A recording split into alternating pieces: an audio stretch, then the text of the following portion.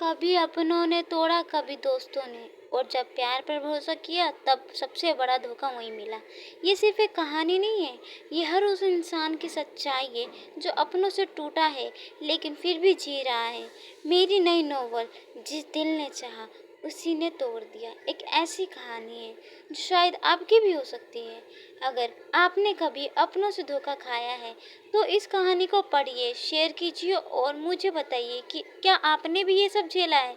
Support करें एक उभरती हुई लेखिका को। आपका एक शेयर मेरे लिए बहुत मायने रखता है।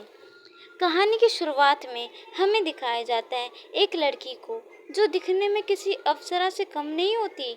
उसकी वे गहरी नीली आंखें जो समुद्र के समान देखने वाले एक पल के लिए उसमें खो जाएं। उस नीली आंखों में से आंसू किसी पानी की तरह बह रहा होता है, जो कि लाइट की किरण में वे आंखें और भी ज्यादा चमक रही थी। उसकी वे छोटी सी नाक जो कि दिखने में रोने की वजह से बहुत ज्यादा लाल हो चुकी होती। उसके चेहरे जैसे लाल होठ जिसके किनारों से अभी खून बह रहा था। उसका पूरा चेहरा अभी लाल हो रखा था, किसी टमाटर की तरह। उसका शरीर दूध सा गोरा शरीर जो कि लाइट की किरण में और भी ज्यादा चमक रहा था। उसका शरीर दर्द और घबराहट में इतना हिल रहा होता है। उसके सामने उसका बड़ा भाई हर्षद होता है। उसे एक जोरदार चांटा जड़ देता है हमारी कहानी की हीरोइन को, जिसकी वजह से हमारी कहानी की हीरोइन अवनी जमीन पर गिर जाती है। उसके सीने में बहुत दर्द हो रहा होता है और गुस्से से उसका शरीर कांप रहा होता है। वे सीधे उठ के कमरे की तरफ जाने लगती है कि तभी उसका बड़ा भाई हर्षद उसको हाथ पकड़कर दांतों को पीस कर कहता है कि अपनी बड़ी बहन अवनी से माफ़ी मांगो। जिस पर हमारी अवनी गुस्से में कहती है, जब मेरी गलती ही नहीं तो मैं माफ़ी क्यों मांगू, कभी भी नहीं झुकूंगी किसी के सामने।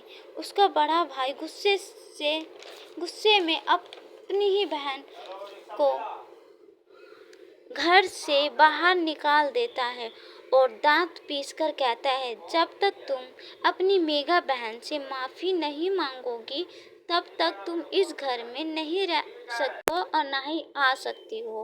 इतना कहकर वे दरवाज़ा बंद कर देता है। वो ये भी नहीं देखता कि रात होने को आई है।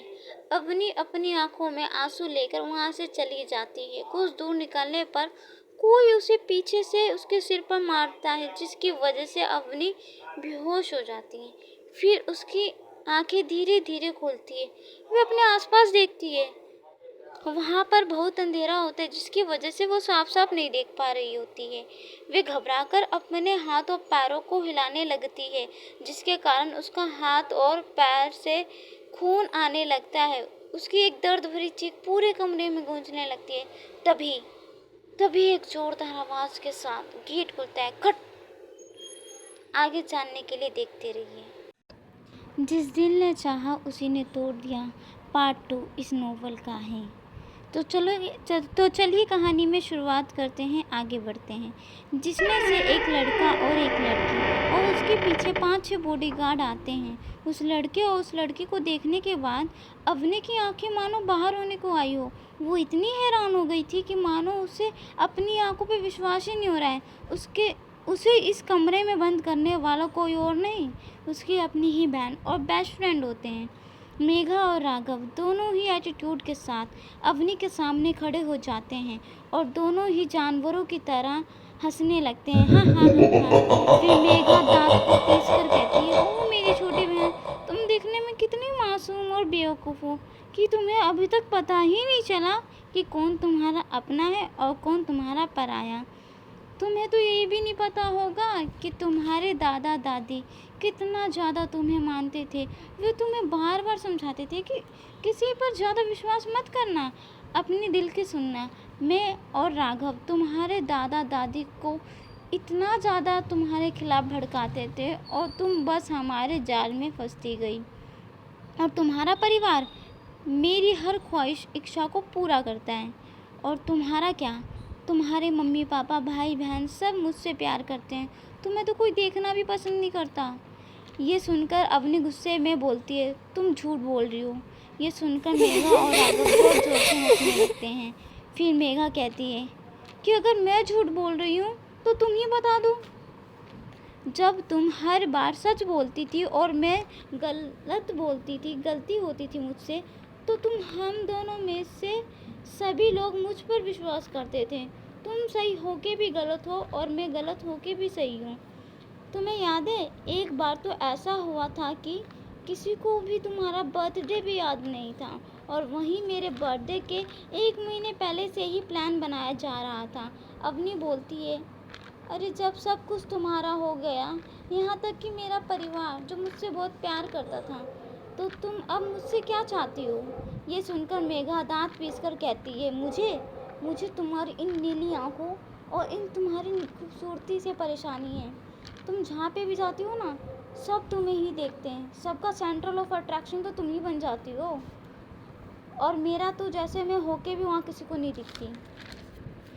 इतना बोलकर वह एक लोहे की तार को उठाकर उसके शरीर पर मारने लगती है। अब अवनी की हालत और भी ज़्यादा ख़राब हो जाती है। उसका शरीर सफ़ेद पड़ने लगता है और उस पूरे कमरे में एक जोरदार तेजी से चीख गूंजने लगती है।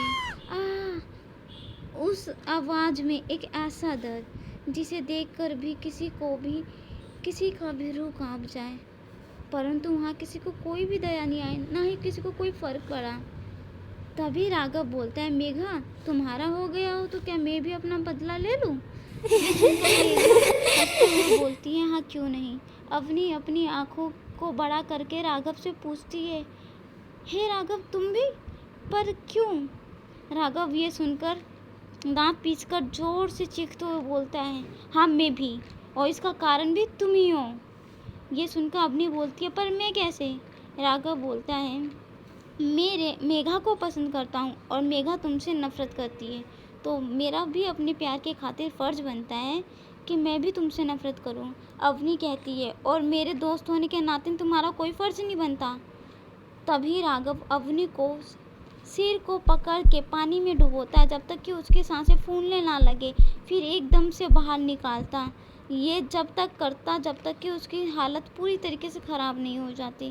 करीब 1 घंटे बाद उसे छोड़ता है, फिर दोनों गार्ड्स को ऑर्डर देते हुए कहता है कि तुम्हें इसके साथ जो करना है कर लो, फिर इसे जान से मार देना। दोनों के जाने के बाद सारे बॉडीगार्ड्स अवनी को लस्ट भरी नज़रों से देखते हुए ज़ोर ज़ोर से हंसने लगते हैं। उसमें से एक बॉडीगार्ड बोलता है कि हमें इसके हाथों और पैरों को खोल देना चाहिए, और वैसे भी ये एक लड़की है और हम ज़्यादा लोग भी तो हैं, कहीं पे भी भाग के नहीं जा पाएगी। फिर वही बॉडीगार्ड अवनी के हाथों और पैरों को खोल देता है और आंखों से दूसरी तरफ इशारा करते हुए कहता है कि यहाँ से भाग जाने के लिए। ये सुनकर अवनी पहले तो हैरान हो जाती है और सोचती है, जब अपना ना हो सका तो पराया मेरी मदद कर रहा है। फिर एकदम से वे उस बॉडीगार्ड को तेज़ी से धक्का देती है, जिससे बॉडीगार्ड वहीं गिर जाता है और अवनी वहाँ से उठकर भागती है जहाँ पे बॉडीगार्ड ने इशारा किया था। ये देखकर सारे बॉडीगार्ड्स अवनी के पीछे भागने लगते हैं। देखते ही देखते यहाँ सिर्फ जंगल ही जंगल है। वे भागते भागते एक चट्टान पर आ जाती है। उतने में ही उसके पीछे सारे बॉडीगार्ड खड़े हो जाते हैं। अवनी को देखते हुए बॉडीगार्ड दांत पीसकर कहता है कि अब हमसे बच के कहाँ जा पाओगी। ये देखकर अवनी घबराते हुए दांत पीसकर कहती है, मैं मरना पसंद करूँगी पर तुम्हारे हाथ कभी नहीं आऊँगी। ये कहकर वे सीधे ही चट्टान से कूद जाती है और उसकी आंखों से आंसू पानी की तरह बह रहा होता है, और वे अपनी आंखों को बंद करके मन में कहती है, हे शिव, हे पार्वती माता, क्या आपका यही न्याय था? मैंने आपकी दिल से पूजा की, अपना माँ बाप माना है, तो आज क्या आपका और मेरा यहीं तक साथ था? ये कहकर उसकी आंखों से आंसू बहने लगते हैं और कहती है, मेरी क्या गलती थी कि मुझे झुकना पसंद नहीं बिना किसी गलती के। मुझे अपना बदला चाहिए। मैं अपना बदला लेना चाहती हूँ, जिसने मुझे इस हालात पर खड़ा कर दिया है। मुझे न्याय चाहिए भगवान, न्याय चाहिए। ये कहकर वे सीधे गिर जाती है और उस पूरे जंगल में एक दर्दनाक चीख गूंजने लगती है। तभी आसमान में काले बादल छाने लगते हैं और बिजली कड़कने लगती है और पूरा आसमान लाल होने लगता है और तेज़ी से बारिश शुरू होने लगती है, जिससे देखकर लग रहा था मानो कि आसमान भी ये आसमान भी उसकी आवाज़ में एक दर्द महसूस कर रहा हो। और क्या कायनात भी अवनी को मौका देगी या यहीं ख़त्म हो जाएगी अवनी के इंतकाम का बदला? आगे जानने के लिए देखते रहिए।